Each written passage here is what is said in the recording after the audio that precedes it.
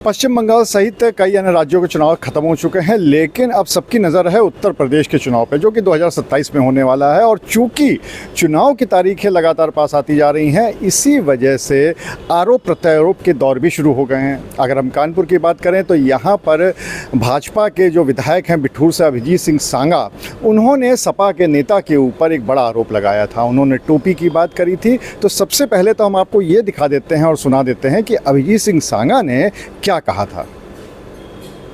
अगर सास बहुरिया में भी झगड़ा होगा, सास बहुरिया में भी झगड़ा होगा, तो समाजवादी पार्टी के लोग पहुंच करके देख लेंगे बहुरिया के पास ज्यादा वोट है कि सास के पास ज्यादा वोट है, उसके साथ खड़े हो जाने का साथियों काम कर देंगे।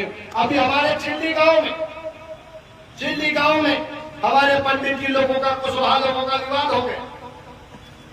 गांव के बड़े लोग लगे समझौता कराने का प्रयास कर रहे थे, समझौता होने जा रहा था, लेकिन हम क्या बताएं आपको, हमारे समाजवादी पार्टी के जो पूर्व के विधायक हैं, कभी वो लाल टोपी लगा लेते हैं, रमैपुर पहुंचते हैं तो जालीदार टोपी लगा लेते हैं, मझावन पहुंचते हैं फिर जालीदार लगा लेते हैं, और जब वो चिल्ली पहुंचे तो लाल टोपी लगा करके फिर हमारे कुशवाहा जी और पंडित जी लोगों में झगड़ा करा देने का साथियों काम कर दिया।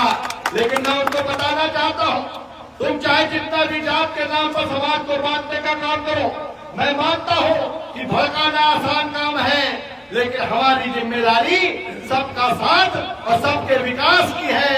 हम समझाने निकले हुए हैं, हम अपने एक एक सनातनी को एक रखने का काम करेंगे और उनको बताने का काम करेंगे।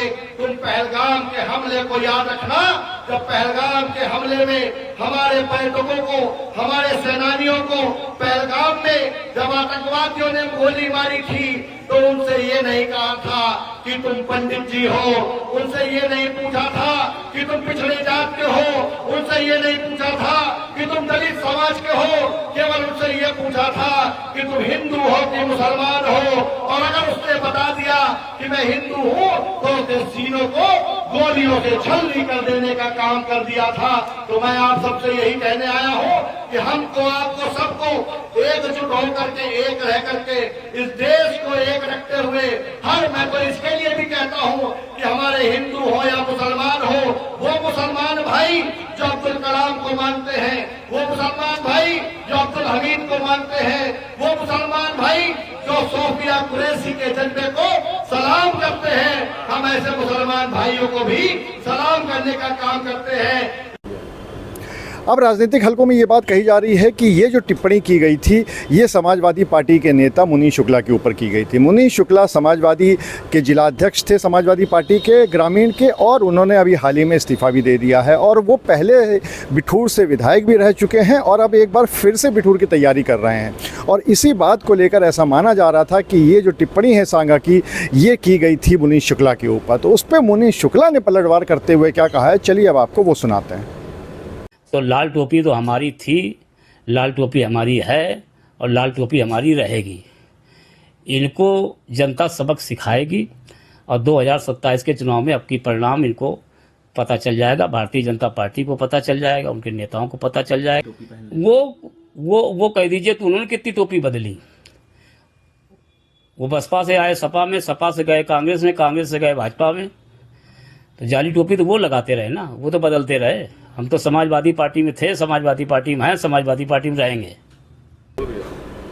अभी तो सिर्फ ये शुरुआत है, क्योंकि मई का महीना है, अभी ये पूरा साल बाकी है। उसके बाद अगले साल यानी 2027 के शुरुआत में ही चुनाव होने वाले हैं। इसलिए ये आरोप प्रत्यारोप के दौर पूरे तरह से शुरू हो चुके हैं। सब अपनी तरफ से कोशिश कर रहे हैं कि किस तरह से जनता के बीच संदेश पहुंचा सकें कि वही सबसे अच्छे नेता हैं। अब देखने वाली बात ये होगी कि ये जो पूरा दौर चलता रहेगा, इसका कितना असर 2027 के चुनाव में पड़ता है।